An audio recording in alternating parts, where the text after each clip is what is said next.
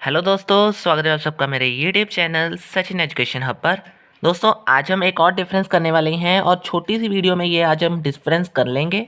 तो दोस्तों, क्या ये डिफरेंस आपके सामने है, internal audit versus independent audit. तो ये जितने भी आपके पास 6-7 पॉइंट्स आपको मैं दिखाने वाला हूँ ना, या समझाने वाला हूँ, तो आप इनके स्क्रीनशॉट भी ले सकते हो और इसके नोट्स आपको टेलीग्राम चैनल पे भी मिल जाएंगे। चैनल का लिंक भी आपको डिस्क्रिप्शन में दे दिया गया है। तो दोस्तों, हम सबसे पहले स्टार्ट करते हैं इंटरनल ऑडिट क्या होता है। तो इंटरनल ऑडिट मैं बहुत बार ही अब समझा चुका हूँ, तो बार बार मैं नहीं समझाने वाला, लेकिन फिर भी आपको ईजी कर देता हूँ कि वो अरेंजमेंट करना ऑर्गेनाइजेशन के अंदर, ताकि आप अपनी जितनी भी ट्रांजैक्शंस हैं उनको जो रिकॉर्ड कर चुके हो उनकी करेक्शंस को वेरीफाई कर सको। यानी एक ऑर्गेनाइजेशन के अंदर ऐसा अरेंजमेंट करो ताकि आप अपने ट्रांजैक्शंस की वेरिफिकेशन अच्छे से कर सको।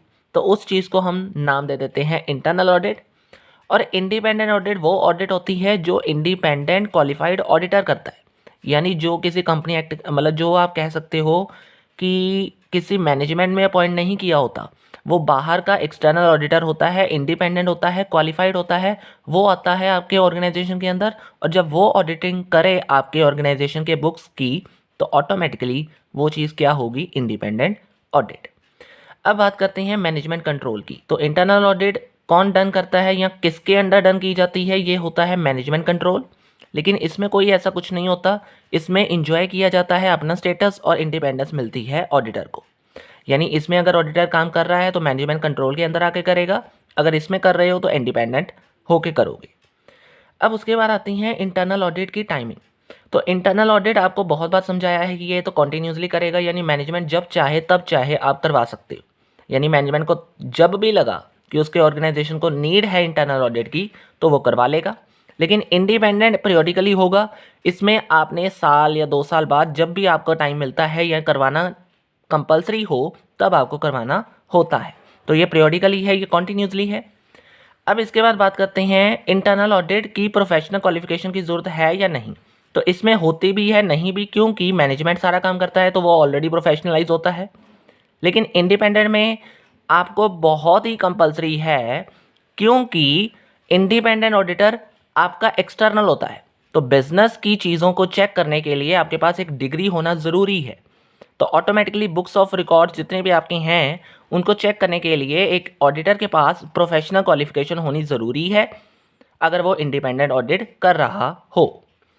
अब पर्पस की बात करते हैं, तो ये तो नॉर्मल पर्पस हो गया, आगे हम पढ़ेंगे इसका मेन पर्पस भी आता है। तो पर्पस जो मेन के अलावा एक और आता है, वो क्या है, गाइड करना मैनेजमेंट को। और इसका मेन पर्पस होता है कि जितने भी ऑनर्स हैं उनके इंटरेस्ट या शेयर होल्डर के इंटरेस्ट को सेफगार्ड करके रखना। स्कोप की बात करते हैं तो साथ में लिख भी दिया कि मैनेजमेंट अकेला इस चीज़ को करता है। तो मैनेजमेंट के अंदर आने वाली चीज़ें स्मॉलर हैं, जबकि इंडिपेंडेंट क्यों बड़ा है, क्योंकि ये पूरे ऑर्गेनाइजेशन के अंडर आता है। यानी कंपल्जन भी है इसे करना, इसे मैनेजमेंट अपनी विलिंगनेस के साथ करता है, ये मैनेजमेंट का ही पार्ट है। लेकिन ये मैनेजमेंट की बजाय पूरे कंपल्जन पार्ट के अंदर आ जाता है कि हाँ, ऑर्गेनाइजेशन को ये करना ही पड़ेगा। तो ये लार्जर है, ये स्मॉलर है।